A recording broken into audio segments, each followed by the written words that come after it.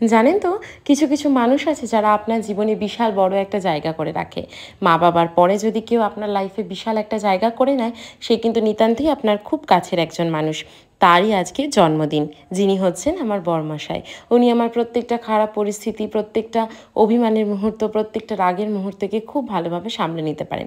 আজকে ওনারই জন্মদিন, তাই সকাল সকাল চলে গিয়েছিলাম আমাদের পাশেই একটা কালী মন্দিরে পুজো দিতে। তারপর ছিল আশীর্বাদের মুহূর্ত।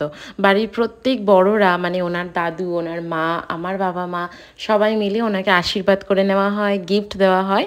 তারপর বেশ সুন্দর করে থালা সাজিয়ে খেতে দেওয়া হয়। মেনুতে ছিল ভাত, 5 রকম ভাজা, ইলিশ মাছ ভাজা, একটা দেশি মাছ, তারপর মাছের কালিয়া, মোচার ঘন্ট, মুই কচু দিয়ে তরকারি, মুড়ি ঘন্টর ডাল, চিংড়ি মাছের মালাইকারি, চিকেন কষা, চাটনি, পাঁপড়, পায়েস এবং রসগোল্লা। সেদিন বাড়িতে তার সাথে ছিল একটা ছোট্ট আমাদের ক্ষুদে সদস্য, যার নাম ছিল আবৃত্তি, এবং আমরা তাকে ভালোবেসে ক্যান্ডি বলেই ডাকি। সে কিন্তু ভীষণ মজা করছিল।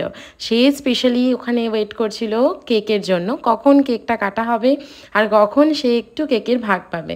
যাই হোক, তাকে মোমবাতিতে ফু দিতে বলা হয়েছিল। সে কিন্তু অনেক চেষ্টা করেছে। ওই মিষ্টি মিষ্টি এই প্রচেষ্টাগুলো কিন্তু দেখতে বেশ ভাল লাগে। কেক কাটার পর আমরা প্রচুর ফটোশ্যুট করে নিই। আপনারা অবশ্যই জানাবেন ভিডিওগুলো আপনাদের কেমন লাগছে।